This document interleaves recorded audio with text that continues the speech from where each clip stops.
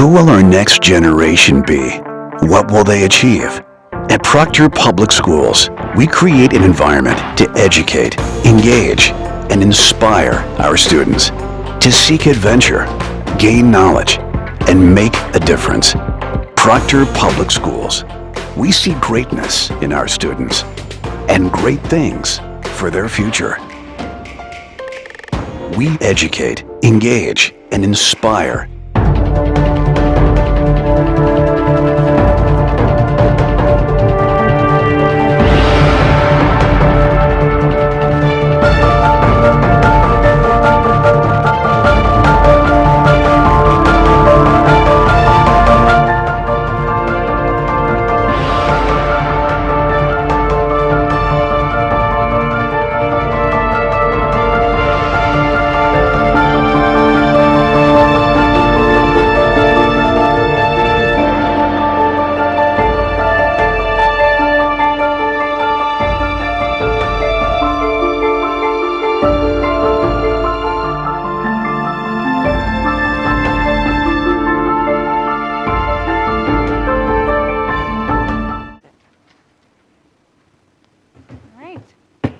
Call to order the regular school board meeting of November 22nd, 2021. We'll start with the Pledge of Allegiance. The flag is back here.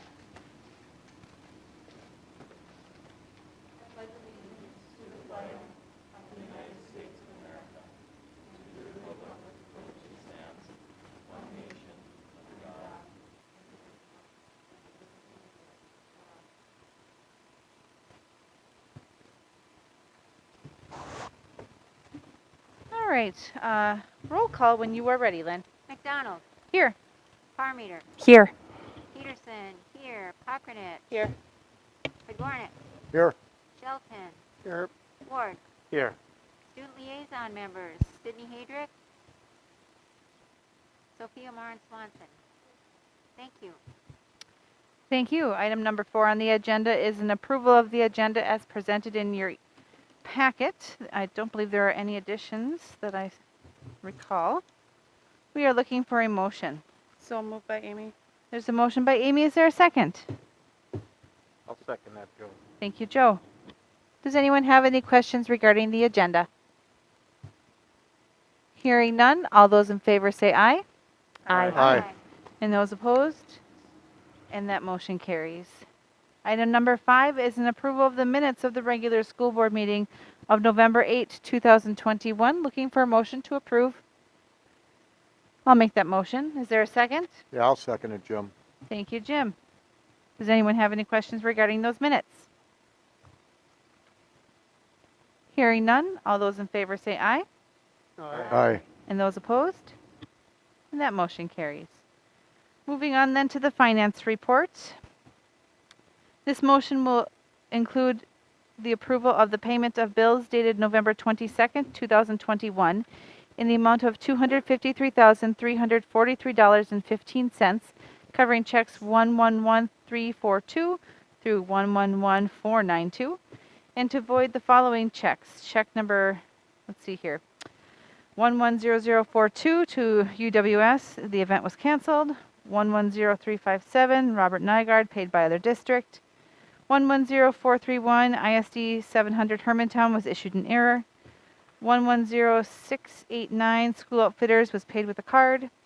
111044, Superior Glass, duplicate. 111171, Range Paper, duplicate. And 111261, Hermantown Chamber of Commerce was also a duplicate. And also, to approve the electronic transfers and payrolls for October 2021. And hang tight here, electronic transfers in the amount of $1,500,000 and payrolls for October 2021, $1,847,496.66. Looking for a motion to approve the finance report. So moved. Thank you, Lynn. Is there a second? I'll second it, Larry. Thank you, Larry. Does anyone have any questions regarding the finance report tonight? Okay. Hearing none, all those in favor say aye. Aye. Aye. And those opposed? And that motion carries. We'll move on to commendations and congratulations. The district and the school board would like to congratulate Drew Jensen, Community Health Education Youth Enrichment Development Coordinator, for being the recipient of the MCEA Region 8 Community Educator of Excellence Award. Are there any other commendations or congratulations that we need to address tonight? If you could add our former school board liaison, student liaison, Boyd Billman. Okay. He's been a Grand Lake first responder and fireman for a long time, but now he's a St. Louis County Sheriff. He was hired a few weeks ago. He saw his picture in the paper, probably, but he's a fine young man that is doing well. Thank you for that, Larry. Congrats to Boyd for his lifelong dream of law enforcement. I think he has higher aspirations, if I remember, but this is his first stepping stone, and a good work gone into that. And if I could comment about Drew Jensen, if you haven't met him, you're missing out. He is a ball of wonderfulness. I love Drew. Thanks. Okay. Let's see here. Number 8, public participation. First up is Lowell Harnell, here to present on banner proposal for the exterior of the field house. Good evening, everyone. I'm Lowell Harnell. I teach at Proctor. I've been there for like 27 years, and I've coached cross country for 26 years. And to make it brief, my daughter Lizzie used to play hockey. She doesn't anymore, but we went down to the Heritage Center a lot, and on the exterior of the Heritage Center, they had a picture of Kara Goucher. On the outside of it, Kara Wheeler, and she participated in cross country for 6 years for Duluth East and made it to the Olympics.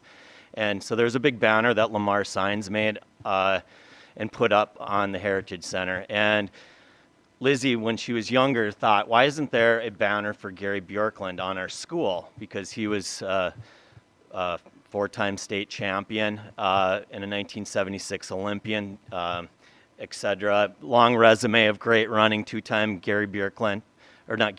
two-time Grandma's Marathon champion, yada, yada. And we should have a banner honoring Gary Bjorklund on our school, similar to that. So I don't know, it was in the summertime when she was younger, and texted Tim Roeder, and nothing happened. And then this fall, I got an email from a guy by the name of Don Tim. And I had no idea who Don Tim was, but Don Tim ran with Gary Bjorklund at the University of Minnesota. And he was a year older than Gary, and he wrote a book, and he came and spoke to our cross-country team this fall, and I was very moved by his speech. He had called Gary Bjorklund, and he had done his research on Proctor. And knew about the hardware store, Lumberyard in Proctor, knew about my dad, knew about Matt Knight as my assistant coach, knew Charlie Knight as a teacher, for those of you who are older, and anyways, knew the connections with Proctor. And this was Don Tim, a guy who had never probably been to Proctor before, and he wrote a book about Roy Griak, his coach at the University of Minnesota. And the foreword is by Gary Bjorklund. And it says, the very first sentence was, growing up in Twig and attending Proctor High School, I had no idea what I was getting myself into when I attended the University of Minnesota. And then the book is really about Roy Griak, who grew up in Morgan Park and coached the University of Minnesota for several decades. Anyways, so I thought, I am going to get a banner up on the school after he came, and because I was really moved and I was brought to tears at the end of it, honestly. And I couldn't even hardly speak at the end when he finished his presentation. I said, I'm going to get that banner up if it's kind of the last thing I do. So cross country's busy. Building a house for the Proctor schools is hard, and I left it by the wayside. Then I got a thing about a Reed grant, and so I got approval for a Reed grant to put 3 banners up, not just Gary Bjorklund's, but I decided to go big, and I decided on 3. And I think Gary Bjorklund, he was a 1969 Proctor graduate, Olympian. And then I said, how about Dan Devine? He was a 1942 Proctor graduate, coached the Green Bay Packers for 3 years after Vince Lombardi. Tough, big shoes to follow. So he lasted 3 years, coached professionally, and then he won a national championship with Notre Dame in 1977. So I thought, oh, that's pretty big. that's doing something after you leave Proctor. And then I thought Tom McLeod, another 1969 graduate with Gary Bjorklund, was on the 4x4 with Gary Bjorklund and was a number 3 draft pick in 1973 when there was far fewer NFL teams than there are now. So I think it probably put him in the top 60 players in the nation, probably in 1973. So I thought I would go with that. And then there was people on the read board that like, well, where do you stop? And I personally am going to stop right there. I'm not going to put anyone else up. And they were concerned that who's next on the list. And so that's what I'm getting approval for. I'm getting approval for those 3 from you. And they're going to be Lamar signs. They're going to be, I'm going to say, approximately 10 feet wide and 14 feet long. They're going to be on the outside of door number 5 on 9th Street, the main gym entrance. There's nothing really on that wall right now other than Proctor High School and one light that kind of shines on the Proctor High School sign up there. So there's a lot of nothingness, in my opinion, up there. And when people drop off their kids in the morning or they attend games or practices, etc., that's one of our biggest entrances. So that's what I'm asking for board approval, I guess, if I can put those up. And I've been working with Dave Bartlam a little bit. He is in charge of Lamar signs. He's a Proctor graduate. His kids play, or one of his kids play hockey here, so I see him a lot. So I approached him last fall during the soccer season because his son also plays soccer, and talked to him about it. It was 87 cents a square foot, which times 140 square feet isn't very much, 120 bucks-ish. So, and then they're going to be mounted professionally with good brackets, not just concert screwed with some blue concert screws from builders onto 2x4s. So they're going to look professional. They're hopefully going to last for a long time. It's going to be the same banner material that they make the billboards and such out of. And I already asked Wayne Misgan to help me out a little bit with some of the graphics, not just getting a picture, but maybe put a little snippet of what they did after leaving Proctor High School, from their graduation year to national champion or Olympian or professional football player for 6 years. So that's what I'm asking for, I guess. Do you have any questions? Is this something that needs board approval or would go through the process, I think, through the school district office? I don't know. I think it's an excellent It's an idea. awesome though. thing. I think it's an excellent idea. Excuse me. So I don't, like Jen says, does it need our approval? I don't know, but I would be all for it. It's a great idea. Yes. I love it. Thank you for doing that. So, Good to go? I'm fine. with Go. it. All right. yeah, Thank you much. Thank you for your hard work. thank you.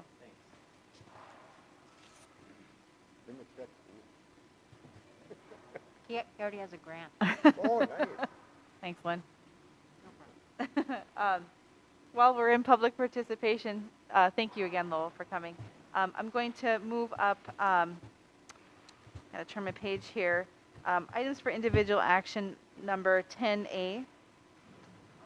This is to accept the audit report for the fiscal year ending June 30, 2021. With Police CPA Michelle Swoboda will present the report. And I hope I did okay with your last name. Great, thank you. Thank you. Can you all hear me? Can you? Okay. So you have bound copies of the financial statements? We won't hear it here. You don't have to lean into the mic. I'm adjusting your sound. You can stand up and talk. Okay. So I'm going to go right to page 2, the auditor's report. And I want to talk about the auditor's report real quick, that the financial statements are responsibility of management, and that our responsibility is to express an opinion on the financial statements based on our audit.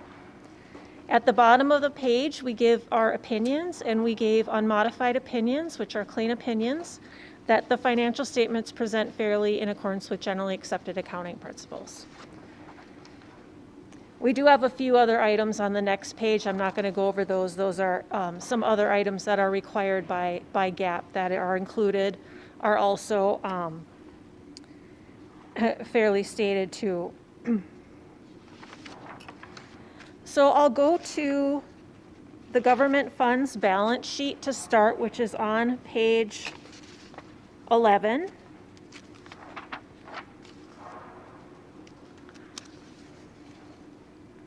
So I just want to point out the first column, general fund. If you go down to the very bottom of that to your fund balances, you'll notice that your unassigned fund balance at the end of the year is $2,156,000. That is an increase of $515,000 over 2020. So a nice increase there. Keep in mind that you are required to you should maintain a unassigned fund balance that's 10% of your budgeted expenditures each year. So for this year, that would have been about 2.7 million. So you're just short of that, but you did have a nice increase anyway. And just something to keep in mind going forward, that really striving to have that 10% unassigned fund balance is important. I'll flip next to page 13. So talking about the revenue, expenses, and changes in your fund balance, and I'll talk about the general fund first. So you did have some increases in 2021 in your revenue from your state sources and your revenue from your federal sources. Those were both up, of course, with a lot of the COVID funds that you received. So total revenues were up. Your expenditures, so right in the middle of the page, total expenditures were actually down just a little bit, about $444,000 over 2020, which brings you down to the third line up, your net change in fund balance. So you did have an increase in your general fund balance of $861,000. Your other funds, your debt service fund is also a major fund. You did have a little bit of an increase there, $11,000. And then your non-major government funds, which I'll flip to, there's a schedule on those. I'll get to that in just a minute. That's going to include your food service and community service. But you did have an increase in those funds of $522,000. Big increase in your food service, which we'll see. Michelle, I'm going to interrupt just a minute. Just from a board standpoint, realize that it's important to realize that general fund, as Michelle talks about it, is our fund 1, 3, and 5. So it's our, what we also call our general fund 1, transportation, but most importantly, it also includes our capital. So Yes. we talk 3 different funds. From Michelle's standpoint, she talked 1 fund. Correct. So all 3 funds activity are in that general fund column.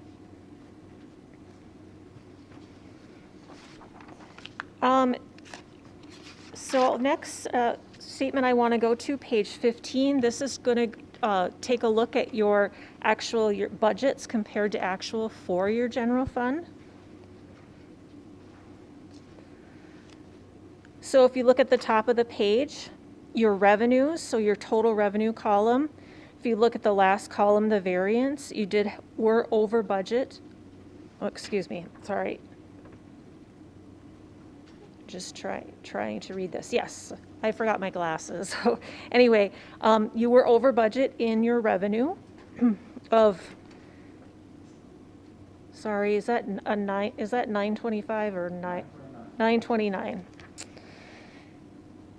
And then if you go to your expenditures, same column, you were actually under budget in your expenditures just a little bit, $42,000.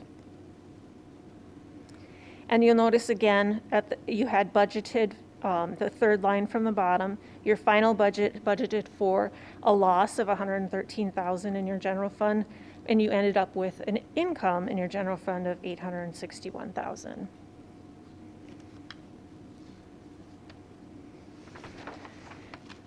I want to talk just real briefly, page 17. The internal service fund, this is actually your OPEB fund. And you'll notice right in the middle of the page, you had a nice investment income in that fund, $764,000. which gave you a change in net position, so a nice net income in that fund for the year of almost $700,000. So a really good increase in your OPEB fund. And of course, investment income, that can vary a lot, but you did have a very good year in fiscal year 21.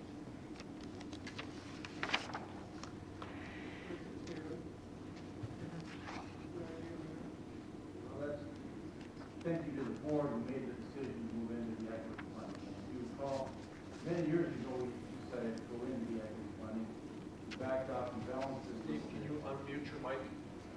And then recently, the board again approved that we would invest a greater percentage of our OPEB funds in that. So just realize, put it this way, don't expect to see earnings like this every year. But be really happy that, I mean, this is an exceptional year, and it's because the board was okay taking a little bit of risk. So congratulations to the board. I'm going to flip all the way to the back now, page 58, which is your non-government funds, revenue, expenses, and change in fund balance. So you can see a better breakout of what happened in your funds. Your food service fund, you had a really big net income in that fund of $390,000. Of course, that's coming from the extra COVID funds that you received for your food service. So your revenue from federal sources in that fund was actually up 1.1 million over 2020. So a big increase in that fund. Community services also had some net income of 135,000. And then your OPEB debt service fund, almost a break even, just a small loss of $3,000.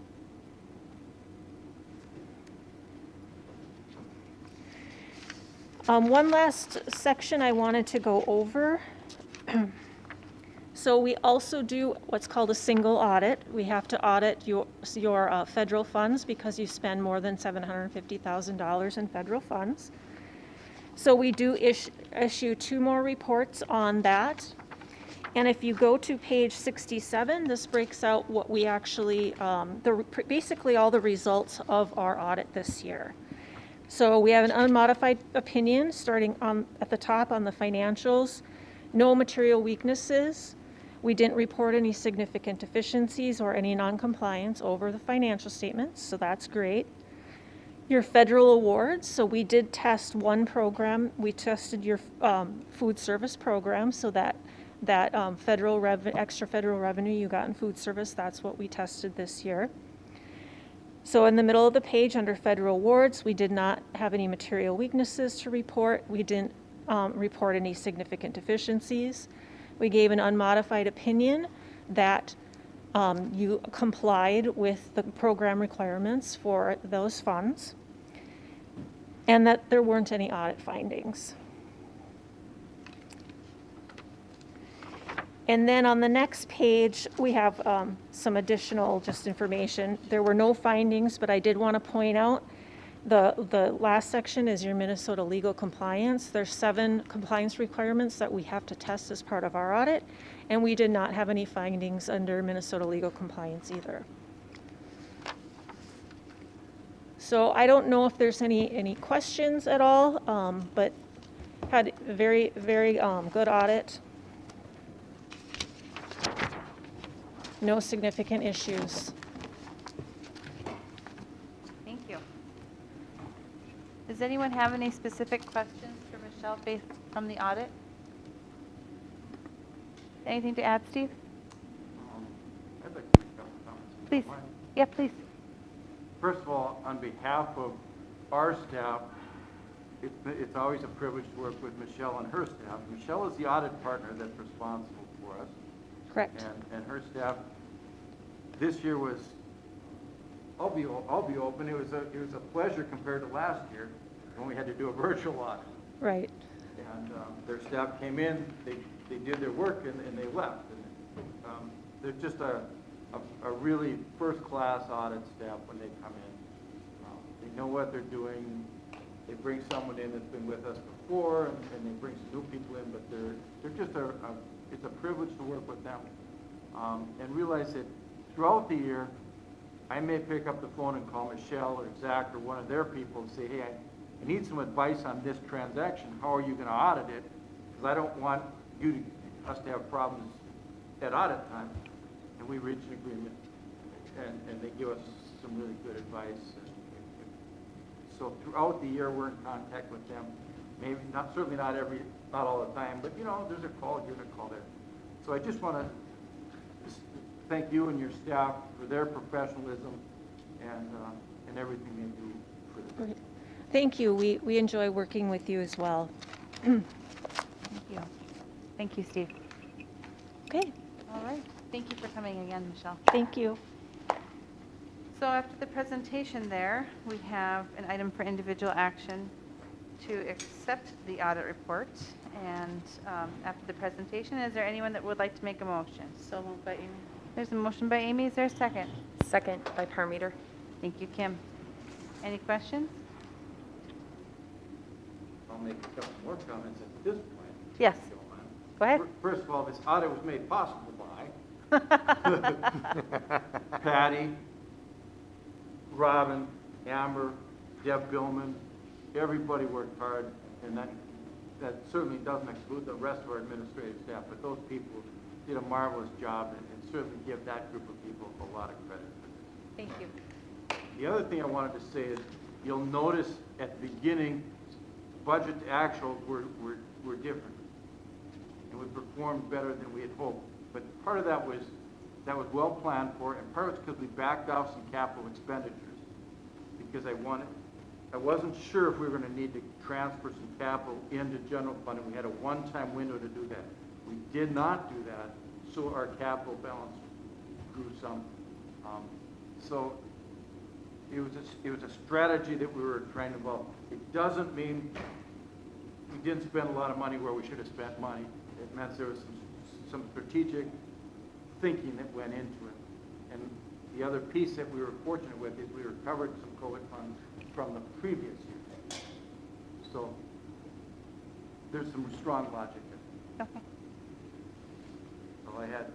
Okay. And again, as you go through this, the two things I would say, as you go through this, if you have a question, call John, call myself, we will get you an answer. And the other thing I'm going to say is, if you're going to go home and throw this away, give it back to me at the end of the night. That's all I got. Okay. Thank you. All right. Comments are done, I think. All those in favor say aye. Aye. And those opposed? And that motion carries. Thank you. All right, we're still in public participation. I'll open up public participation for those in our audience. The school board meeting is a meeting that occurs in the public and is not a public meeting. The public participation portion of our meeting is a time where we offer an opportunity for members of the public to address the board. Once we move from public participation, members of the public will no longer be allowed to address the board. As a general rule, the board will listen to members of the public but will not comment on or respond to any comments made by speakers. The board will not engage in dialogue, though any board member may ask questions. Please do not include the names of Proctor Public School students, employees, their title, or building location in your remarks for your own legal protection and the legal rights of our students and staff. Issues related to school district employees can be made in writing and can be directed to the Human Resources Department at Proctor Public Schools. Each speaker will have 3 minutes to speak. Speakers may not roll their time to another speaker. Please begin your presentation by stating your name, including the spelling, and who you represent if applicable. In the spirit of fairness to all participants, we request that you respect this format. Thank you for taking the time today to attend this meeting and to share your concerns. Is there anyone here tonight that would like to address the board during public participation?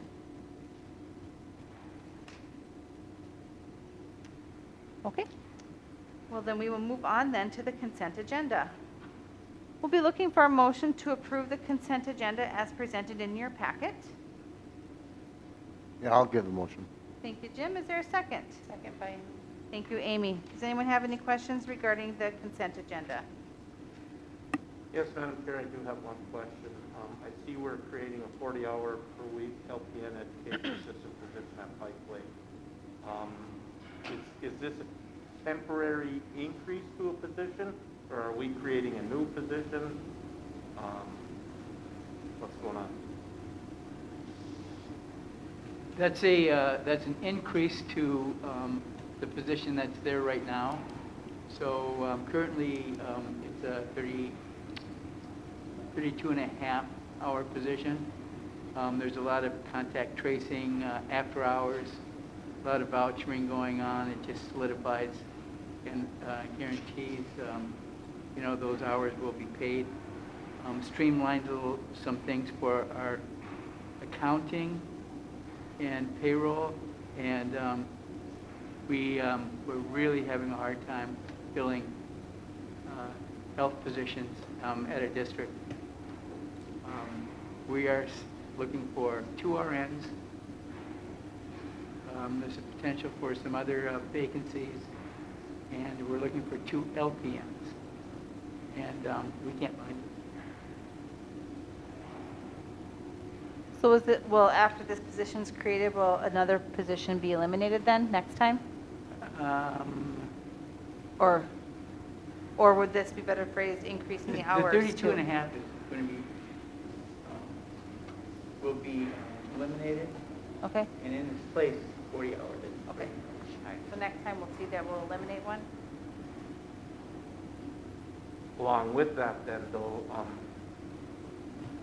we've historically had the 32 and a half at Pike Lake. So come the end of the school year, when hopefully we don't have contact tracing for next year or whatever else is increasing these hours, are we going to create a new position at a 32 and a half? I think that the hours will be variable as we move through this pandemic into an endemic, and I just don't know how to do it better other than respond to the needs that we have right now, and then respond to the needs that we have in the future. So you're right, Joe. It could very well be. Thank you. Thanks for the question. Any other questions regarding the consent agenda tonight? Hearing none, all those in favor say aye. Aye. And those opposed? And that motion carries. We'll go back to items for individual action then. Item number 10B, approve and adopt the second reading of suggested district policy changes. These policies were in your November 8th packet. They include Policy 102, Equal Educational Opportunity, Policy 406, Public and Private Personnel Data, Policy 413, Harassment and Violence and Form, and Policy 425, Staff Development. We're looking for a motion. So moved by Amy. There's a motion by Amy. Is there a second? Thank you, Lynn. Does anyone have any questions regarding these policies? Hearing none, all those in favor say aye. Aye. Aye. Those opposed? And that motion carries. And I will move to item number 10C. Approve the certification statement for the Native American grant. And Gina is here to present. Sorry I didn't move you up, Gina. Oh, you're good. Didn't know how long it would take. So I have to be here twice, 2 presentations. I'm okay. Okay. Good evening. I'm Gina Cole. Every year we receive Native American funds based on our prior year's October 1st Native American student count.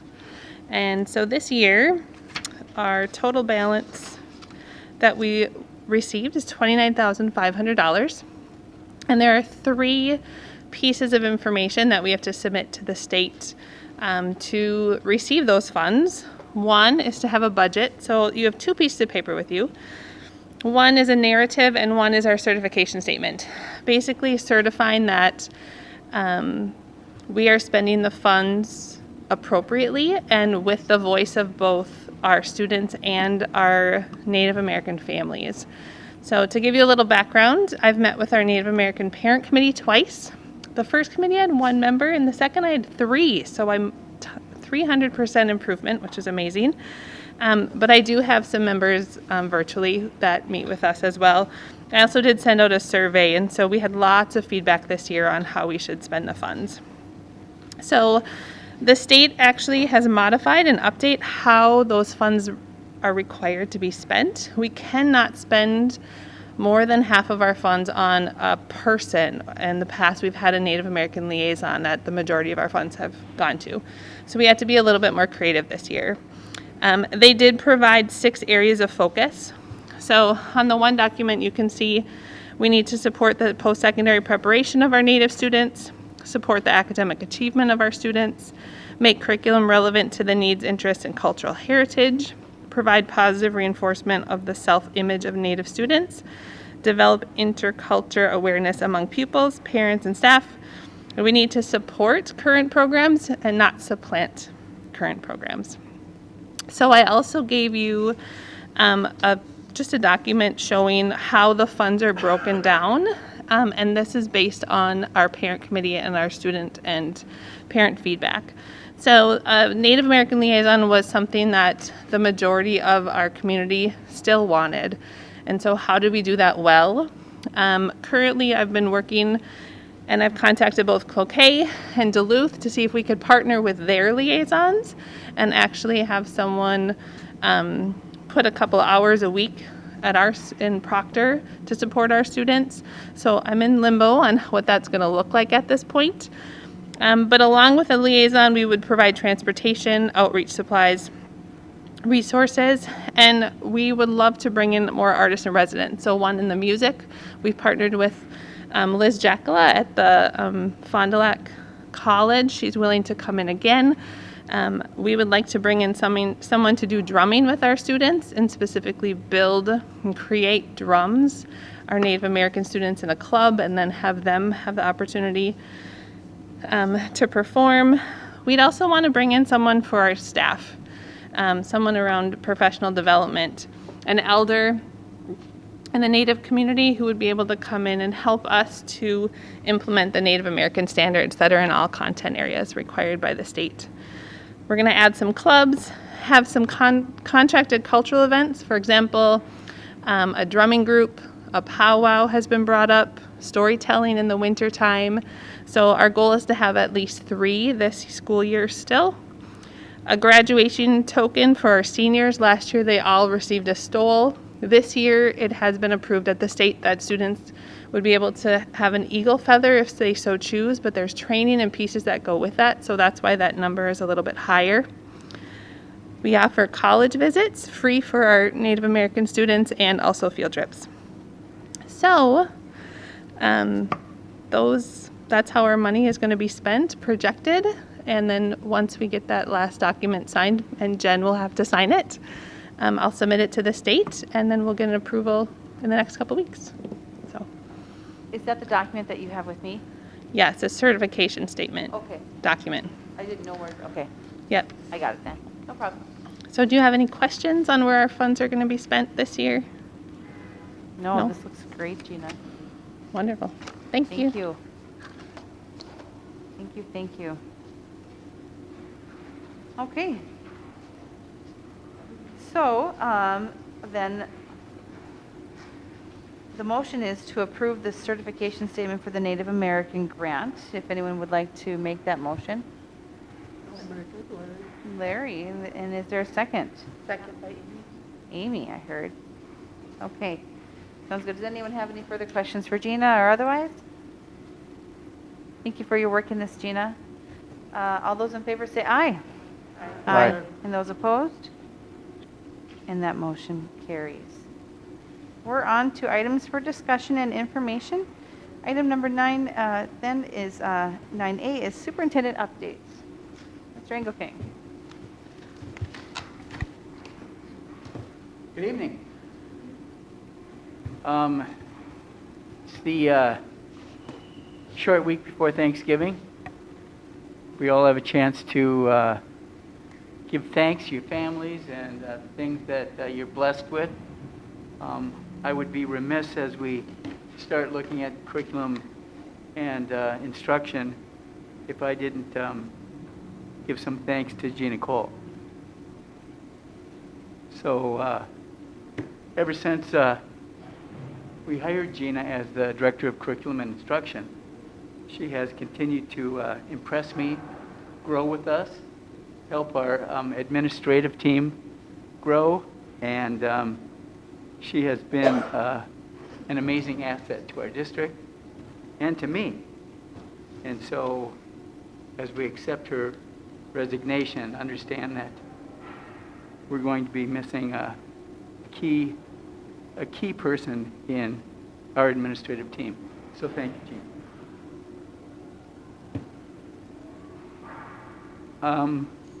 Rob Marone continues to do his phonology classes.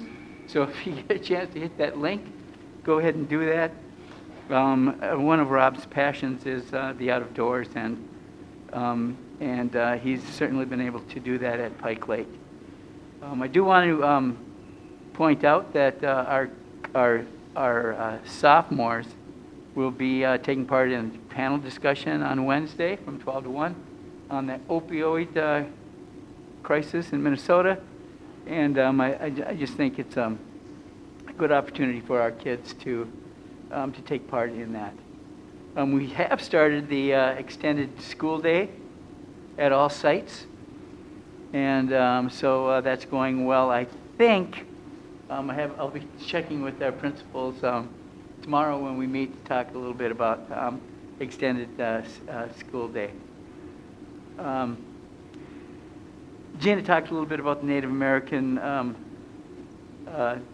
committee and the grant that we're looking at, and also Gina will be talking about the world's best workforce. That's another thing that Gina took off my plate. I used to do the world's best workforce, so thank you for that, Gina. So now we do little bits and pieces. We all work together. And then we just want to acknowledge that Troy's Auto Body is providing internships for our students interested in the auto mechanic world. Thanks. Management and leadership. I do want to talk a little bit about you know, the meetings that my administrative team have.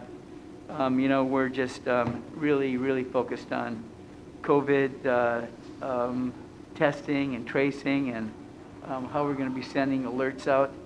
I will tell you that we are having a clinic here tomorrow with St. Luke's. St. Luke's. And so it's a vaccine clinic for students 5 to 11. There's no necessary pre-registration. We will have forms here. But Carly also has forms, so if parents had questions. I did use our new alert system today to send out a notice, and that was through Aptigee. So I was crossing my fingers, and you know, we sent some things out, reminding everybody that that's taking place. So a big thanks to St. Luke's for continuing to partner with us. Our administrative team is also going to be looking at our new website tomorrow as well. I wanted to mention that we were pretty concerned about the emergency temporary standard that OSHA was ordered to roll out for any organization, any employer that had over 100 employees to mandatorily require vaccines or regular testing. That is on hold now, and we don't know where this is going to go, but this is sitting, I think, in the Fifth Circuit Court of Appeals. I think there's going to be a lottery because there's so many cases out there. There was a thought that this would impact us on January 4th. And as we looked at this, certainly we'd have to do a couple of things. First of all, look at our policies and decide exactly what we were going to do as far as mandatory vaccines. It seems like, you know, we would do require vaccines or allow for individual testing. That's the best guess from the Minnesota School Board Association on what schools should be moving forth with. But right now we don't have to do anything, so we're just on hold a little bit. We did get an MA billing grant. I know it's not called that, but as a result of lost revenue in MA billing. Our director of special education applied for a federal grant that allowed us to receive some funds that we missed out on. And as a result, we decided to take that money and spend it back. You had to spend it back into special education. And we decided to roll it into our strategic plan and redo, if you will, bring up to a really exciting level of just modality and walking in and getting excited about a classroom and putting new furniture in our special education classroom. So we have ordered that. And Gina was part of that with me. So thank you again, Gina. And so we're really excited to see this new educational environment that we're going to roll out for special education students. Not in every class, but in about 4 settings throughout the district. Facilities and transportation. You know, we've been looking at that ugly, ugly block, that ceramic block in the gym, and when you walk into the foyer, the entrance, it's that lime green in the court, you know, and then you walk in, and then there's that ugly, it's not even lime green, it's just putrid green. So we really weren't able to paint that, you know, when Jack Johnson was here, you know, I said, Jack, can we paint that? You can't paint ceramic block. And I don't think you could at the time. And so Steve's known about this for a long time. Well, Sherwin-Williams has a new application process. And we invited the folks down, and there's about a 3-step process to paint those ceramic blocks. It'd be really nice to put, you know, some green and white, our actual colors in that gym. So when you walk in, you might, I love this place. Instead of, wow, that's a nice green. So we're ambitiously looking at changing that. One thing that's not on here that came to light just a few days ago for me was the thought that when they closed the railroad crossing and all the traffic was routed through Uggstead Road and then up Kirkus, a lot of people drove by and saw our busing situation on Uggstead and said, you can't do that. You can't park on that county road with buses like that. Well, we've been doing it for years. So there's a push and a suggestion that we move our after-school secondary bus pickup to 9th Street. No sidewalks there. Or 30th Street. There's no sidewalks there. I mean, it's in between our parking lot for staff and the entrance for Jessica Middle School. And so the thought is that there'd be 2 lines of buses. We close that road off, and I don't know how to do it. I'm really concerned about the thought there. I wanted to a couple of years ago move 3 or 4 buses to 3rd Street, you know, just to stop that congestion and just have another bus pickup. But my suggestion was met with, well, we can't do that. There's no sidewalk, right? And you know, you got snow plows, and there's a crosswalk right there, and where the kids can stand. And, you know, it's bad enough without crosswalks. I mean, with our sidewalks on Uggstead. So I've spoken with the chief of police and left a couple messages with Jess Rich. Steve and I have been, our principals are going to meet and talk about this again. But if you have thoughts or comments, you can bring them to the comment period. But I just, there's no good solution for where our school is. It's just a really tiny, it's just jammed in.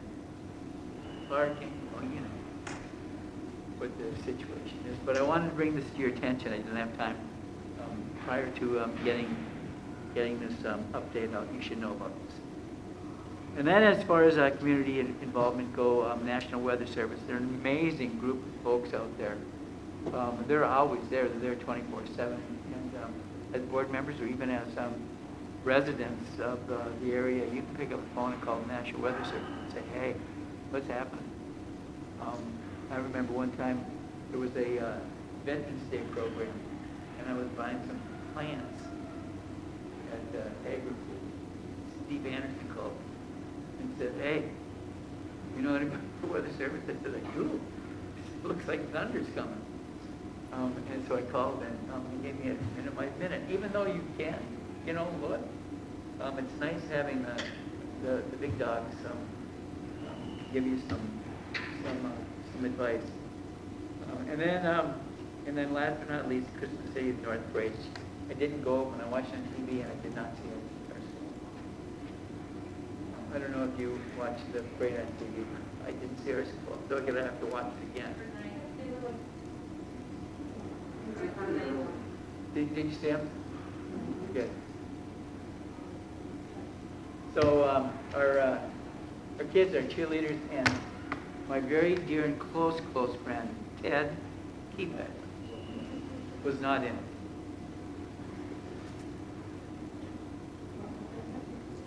Although we planned on having Ted. So that's my update on it.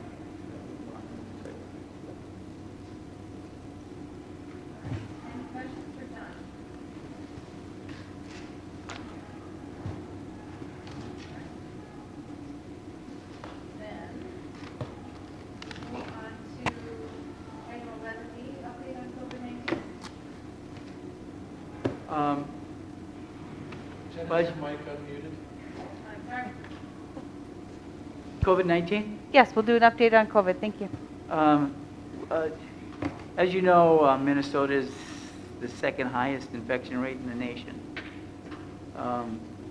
Michigan took our honor away a couple weeks ago or a couple days ago. We're just seeing an unprecedented surge. And so I just think it's so important that we continue to mask and to mitigate and to make sure that we're getting vaccinated. We know the tools that can stop this.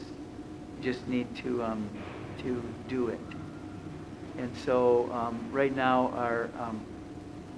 our infection rates in school, we're not having so much transmission in school. It's mostly out of school. I think if we were starting to see some in-school transmission, we'd be a little bit more concerned about where our numbers are. We're going to get through Thanksgiving and hopefully see these rates go down. We had 3 meetings with administration and school and county health last week, just to decide what to do. I think the conventional thought is that we don't want to go to distance learning right now. We don't know what we'll accomplish by that. There's been some suggestions to implement a number. What should the threshold be when we finally say we need to close a school? There are so many variables to employ a number. Just to put a number in really handcuffs you and forces you into making decisions that might not be as prudent as we'd like them to be. I spoke with John Magus today. They started a 5% threshold early on, and they pulled back from that because it was unattainable. They'd be at distance learning. And they really needed to look at where the infections were. Is it in-school transmission? Is it a sleepover? Is it a camping event? Is it a scouting event? And so that's what we're doing with our health team and with our administration. And it's concerning, but we're being very vigilant about making sure that we keep our kids in school and that we keep them safe. I know that there are, schools that have shut down classes, and those kids go to hockey, they go to basketball, they go to, they're just because they're not in school doesn't mean that they're not out doing those kid things. And so, so that's where we are at this point. Hopefully, in 2 weeks when we're back here, we'll have much, much better news to share with you.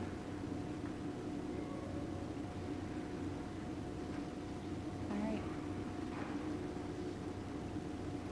I know. It's heavy stuff still, you know. Any questions at all? Well, I mean, even if it's not a number, we have to have some sort of guidelines in our real safe plans so that community members, staff, and administration can know, at least have an idea. I feel like sometimes we just make quick decisions and that throws a lot of stress to everybody.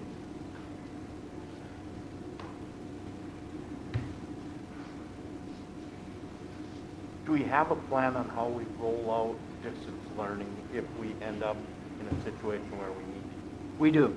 Okay. And then it's on our, we discussed it last week. We've evaluated our digital equipment and our technology. And so tomorrow we have a meeting with administration to talk about making sure that our plan's in place.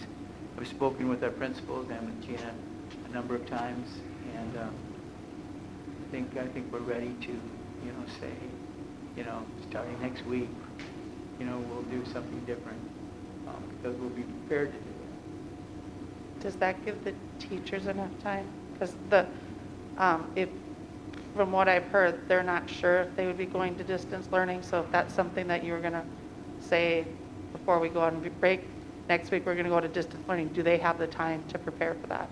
Yes. Okay. I think one of the things I took out of RailSafe last week is that we don't want to make a decision on behalf of an entire school or the entire student body when it might be just an isolated cluster of students.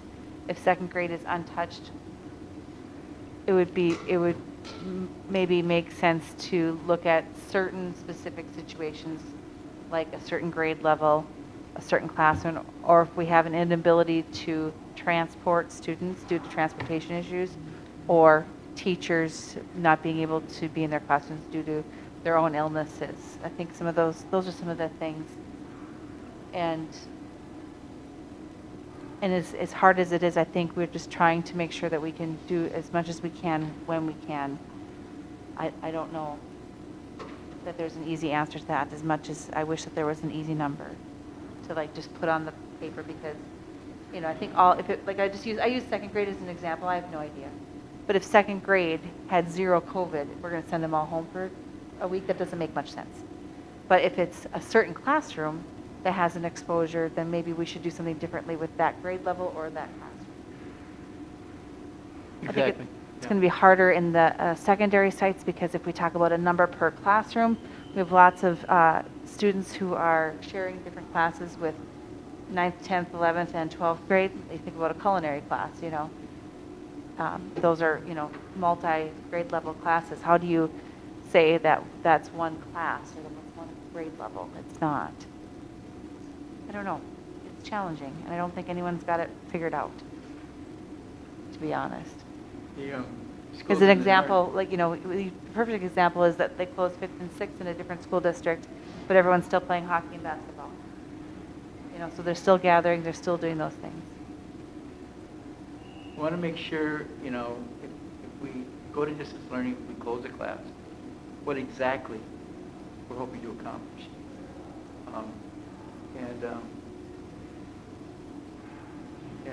And to your point, Jan, we're restricting kids and keeping them, away from, gathering together and transmission. Do we accomplish that? So I personally, and this is a departure, I saw distance learning firsthand, as we all did. And we heard from parents, and especially at a younger age level. I want to avoid that at all costs. At the same time, balance that safety and being smart with mitigations that we've insisted on using since day one. So there's the difficulty in this pandemic that we're dealing with. I don't think there's a school in northern St. Louis County that's even thinking about. The St. Louis County school system didn't close once last year. They're sitting infection rates in the north in Itasca. Again, a little bit different vaccination rate, a little bit different mindset on a lot of things.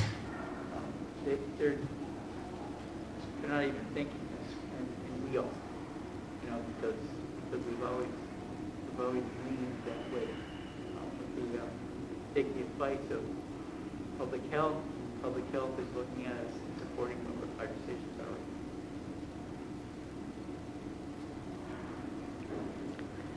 are. Are we having requests for parents to pull their students out for that distance learning right now because of the increases? Right? I mean, are parents opting to keep their kids at home right now is what I'm asking. Is that happening? Are parents able to keep the kids at home? Well, I know they're able to, but I mean, are they working that out with their teachers? Are we seeing an uptick in that? What is the status on that? I know personally of a few families, but maybe Diane can speak. Okay. Yes, okay. We have seen a number of families that are taking their kids up this week. Maybe have to extend it. Sure. Okay. But related to all of this. Yeah, okay. Thank you, Diane. What policies tell us if the request. Mm-hmm. We'll make sure they get ordered. I got a very thoughtful email from that family. Very well written and thoughtful, just explaining her stance on it, and she just, she appreciates any help that she can get from the school district. She doesn't, she was over generous in her, I don't expect anything out of this, and if you have anything to supplement, I'm happy to carry out what I can do at home. She must have a kindergartner, so she's, but just she said, I'm just really being thoughtful about this, and it was, she just said, just need to let you know. So, nice. Thank you. And remember, we've double-checked with Scott concerned with chargers. Scott said that we have plenty of chargers for Chromebooks. So any of our teachers who have students that don't have parts or don't have operating things, we've asked them to make sure that they do. We also have hotspots ready to deploy. We're ready. We just don't want to move that.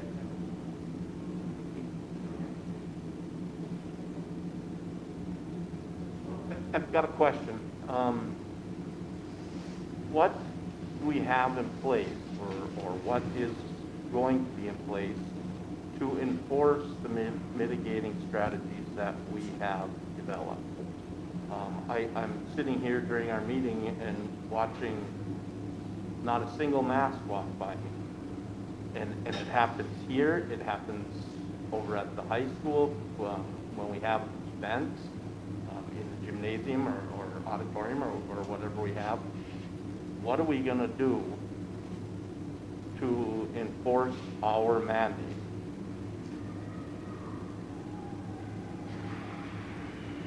Yeah, I mean, I've done the ancillary things, put new signs up, ugly as they are, I want them to be noticed.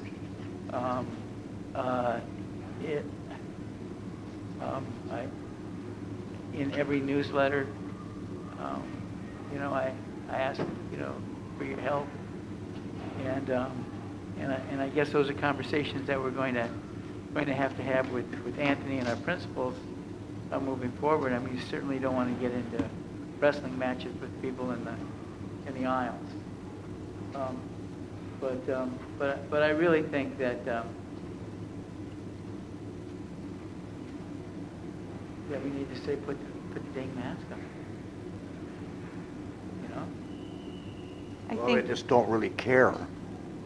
And my wife was even out the other day and some guy was laughing at her for wearing her mask. And then I just told him something, but I think, it's up to people to, at least try to think about somebody else, but they don't, That's- I don't think, we can, we even had somebody here on Friday night asking people to put masks on. We can't force people to do it. It isn't a state mandate right now. Last year at this time, it was a state mandate. We were all required to, so that's what we did. So what some people wear them, some people don't. I think it's a choice. And I don't know how else you enforce it unless it becomes a state mandate again. I think the key thing is that we had someone handing up masks. Here's a mask. Here's a mask. Gave out how many masks? Handed them to people, and they still didn't wear them. And so you go out there and they're still not wearing them. How do you manage? You can't. They even do that at college sports right now. So what we're asking to be done here, I don't think is possible. That's just my opinion, unless you're going to have somebody go around and tell people to pull it up every 5 minutes. And I guarantee there's nobody that's going to want to be hired to do that job, unless somebody has a different idea to suggest. I don't know what your answer is. But I know we do spend a lot of time talking about masking. All of our superintendent newsletters are about COVID and masking. At some point, I think we have to start shifting where our focuses are. Can I ask what you mean, Amy? Mm-hmm. What other mitigating strategies can we use if we can't require people to sign? I don't know of any. That's what I'm saying. You're asking, John, what can we do? I think that they're tapped out everything they have, so unless you have something, I think at this point, for lack of a better phrase, it is what it is. You go out shopping, not everybody has masks on. Right now with the numbers going up, you see it more frequently with people. I don't criticize anybody that has a mask on or doesn't have a mask on, but at this point we spent so much time, and I know John and I spent hours talking about masks last week, and I also know from what I'm hearing from teachers, there are many larger problems in our school that need focus. So if we continue to, we're kind of beating a dead horse in a sense. I don't think there's an answer unless if somebody else can come up with one other than people walking around and babysitting people with their mask on. I think we have to kind of look at it and then start to look at some other things right now. There's some other serious problems in our school right now other than if people are wearing their masks around the track here.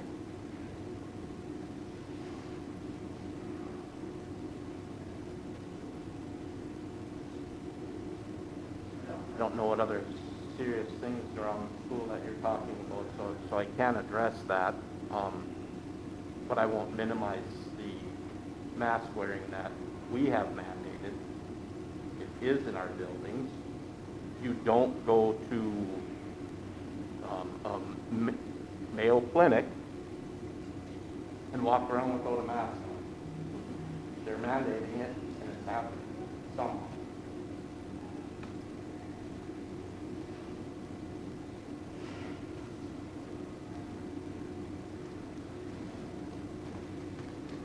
I think looking at a healthcare facility versus a school district is very different. And when you look at any neighboring school districts around us, they don't require masks in their rinks or at their sporting events. So not that there's a competition for it, but I'm just saying if that's what everybody else is doing, majority of people follow what other people are doing. But if you think that there's something that Mayo's doing that you can suggest to John, then great, go for it. But I'm just saying, like when I have to spend time talking with John about masking, and I have teachers reaching out to me with some serious concerns, which I don't want to bring up in the school board meeting right now, but that tells me that we're focusing on some very different things. The health and mental health and wellness of our teachers and our students right now is really important. It's at a very, very fragile point in our school district right now. If we continue to focus on just talking about masks here at the track and our sporting events, that takes John away from being able to handle some of those other things. That's all I'm saying. I mean, there's only so much one person can do, and let's face it, he has 2 jobs, so we need to pick which battle we're gonna choose. And I guess when it comes to these masks and seeing it at the rink, I know we've had some improvement a little bit. As a PAHA board member, I've reached out to PAHA. We have our Zamboni drivers wearing them, so we're trying to do our part too. And that's how I can help support the school with it. But there's other things that I think are far more important right now.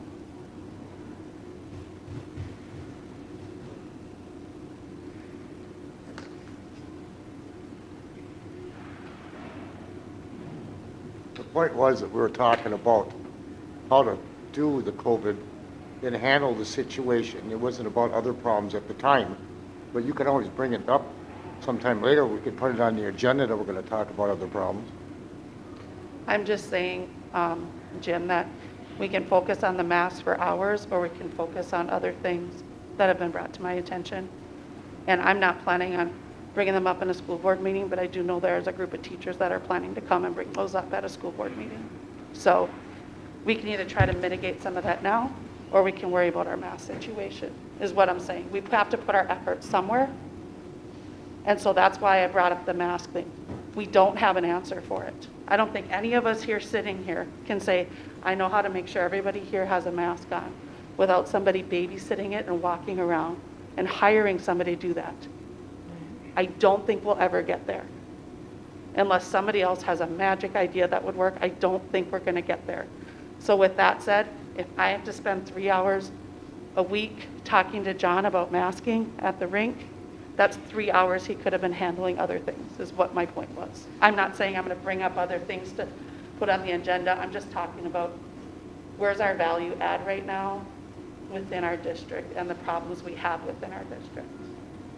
And my opinion is, when we see people walking around the tracks right now without their masks on, calmly walking, I don't foresee it as big as of a problem. That's all I was trying to make. That we should have different priorities Correct. right now. I think, as far as mitigation, I mean, some of the early on things we heard is the social distancing. Some people are walking the track. Yeah, they're distancing. There's a lot of air. There's a lot of. I don't know what to tell you, Joe. I understand your frustration. Yeah, signs are posted, but I agree. I think, we have this rule here. It's clearly not being followed. But I think people are used to walking into our local grocery store or a gas station or a big box store or a small business and not doing it because they feel like they've met the requirements of vaccination or getting tested regularly. So I kind of think we're starting to fight a losing battle here. But I'm totally open to ideas. If you guys have other ideas, but I can clearly hear what you're saying, Amy. Yeah. Did you have anything else on that update, John?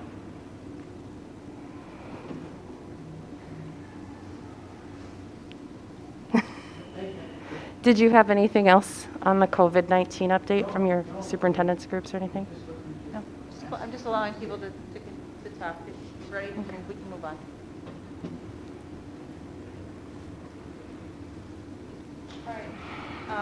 Public relations update. Items relating to the district from the Proctor Journal. The November 12th edition highlighted our Student of the Week, KD Lilly. November 18th edition highlighted Tyler Bloom being named Proctor Schools Teacher of the Year. And our Student of the Week was Grant Walker. If you didn't see it, you should go look for it. WDIO had a feature Beyond the Playbook, Proctor Runner-Proof Sports Are for Everyone, which highlighted Noah Harnell and his passion for running, and it was just so touching. Annika Voss has been mentoring him along the way, and Aiden Van Straten was involved with making sure that he got a medal at the end of a recent race, and just a delightful piece. certainly a delightful student. Reports, school board committee reports. In your packet, you'll see that there's a staff development report and a community ed advisory report. Any questions for our board members who are part of those committees? Okay, we'll move on to the World's Best Workforce Report with Gina Cole. Second time we are honored with her tonight. Hello again. So in front of you, you have a hard copy of the World's Best Workforce 31-page document that does an overview of last year. So I was already here once this year sharing with you this year's goals, and so the World's Best Workforce that I'm sharing with you today is an overview of last year. So on December 15th, I have to submit this report to the state.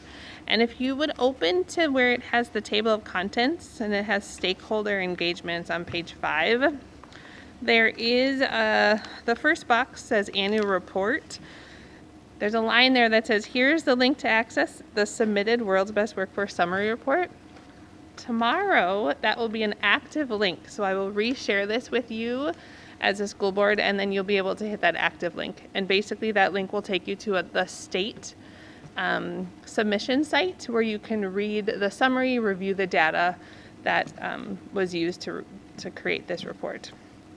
So for your reading pleasure, this goes through the different goal areas that we are required to implement and discuss as a district. So there's 5, and I've gone over them, but this World's Best Workforce Report is over. We have a district advisory committee that meets monthly, and it's our role to actually go through this and ensure that we're doing this well. So this is for your reading pleasure. I'm not going to read it to you, but as you go through and read and click, if you have any questions, it talks about how our students are assessed.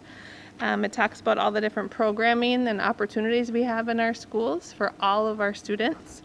It also talks about our continuous improvement cycle on how we always are trying and achieving to do better. It talks about how our teachers and our principals are evaluated all the way to our staff development and how we support our teachers. So if you have any questions as you go through here, please reach out to me and I can share them with our curriculum advisory board. And this is updated every year. It will be posted on our new website that John so nicely spoke about. And it will be a little more interactive than just clicking and reading a PDF. So watch for that too at the end of the month. So any questions about the World's Best Workforce Report? It seems sad that this is the last one we're going to do. Yeah. We'll be in good hands. Well, thank you for all the work you've done. Yeah. Thank you, Gina. Thanks.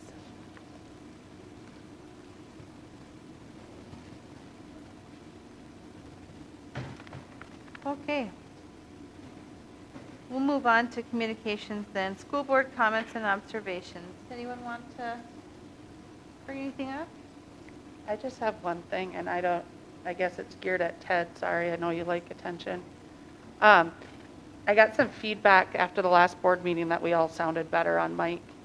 Was there something you did different, or was it just because you got new batteries or something? But like it was an overwhelming people reaching out to me.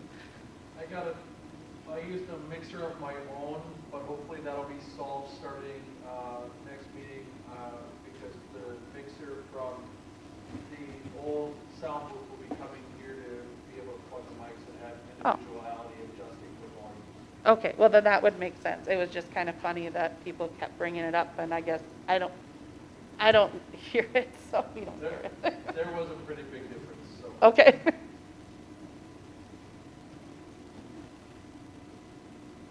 Anything else from board members? I know other people have showered accolades on Gina, but Gina, I just want to say how much you've meant to me and to the district, and we'll still be in touch. But you have just been a calming force, a driving force for curriculum and for kids and for teachers, and I just think you are an amazing woman, and I want to thank you for everything you've done for me, for the board, for our students, for our teachers. Thank you.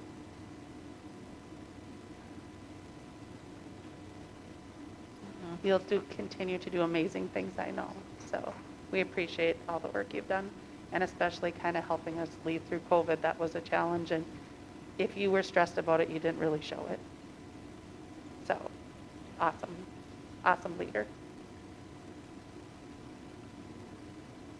Well, the good thing about Gina's new position is she's going to be working with Can you your... mic on, please?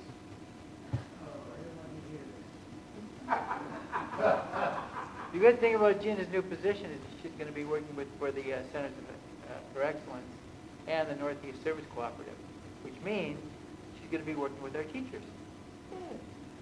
So she'll still be ours. Kind of. We have to share. It's like sharing the babysitter. I know.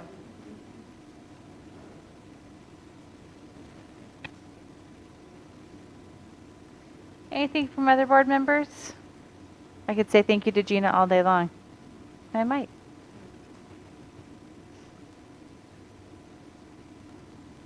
All right. Student liaison board member comments. Sophie.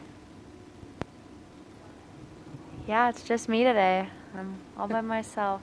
Sydney hasn't felt well, so she just was being safe and stayed home today. So, but she wishes she was here. I think she might be watching, so hopefully I did okay for her. But yeah, it's been a good start of winter sports so far. I know hockey's had a few games for both boys and girls, and basketball, we have our first game next Tuesday, not this Tuesday, but next Tuesday. So that should be fun. Sadly, it's away, but that's okay as well.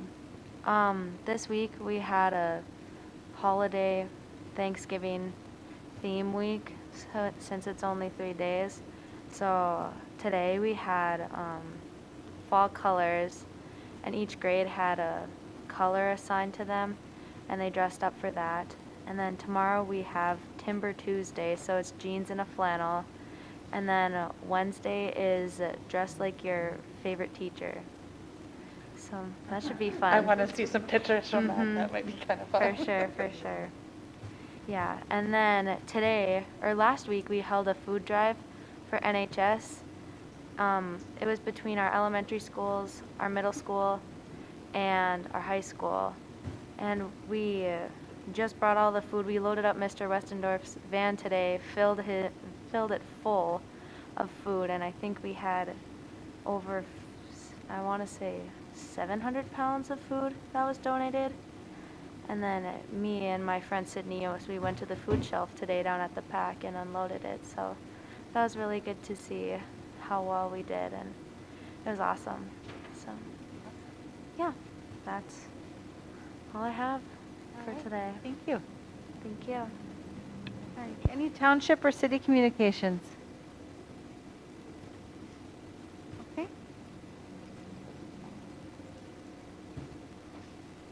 Yeah, so we, just to add to people who might be watching from home, before this meeting we had our planning session for our superintendent search. And so beginning tomorrow, members from our district will receive a link to a survey that they can fill out. So that's for parents who are part of our app program, and probably via email and other strategies that we traditionally use for notification. You'll receive a link to a survey that you can fill out to help the board in priorities that you have as community and parents for our superintendent search. In addition, we are planning on finding a way to get those surveys on paper out to our townships for people to who might not have access to a computer or traditional means of electronic surveys, to stop at each township and pick one up. So I don't know when those will be out there, but we'll be making contact with each township tomorrow and Wednesday to kind of discuss options that we have for being able to get those out to the community to complete. Thank you, Lynn. Anything else? For the better good? If not, I'll entertain a motion to adjourn. So moved. Thank you, Lynn. Is there a second? Second by I heard Larry. All right. With that, all those in favor say aye. Aye. Aye. Those opposed? Adjourned at 8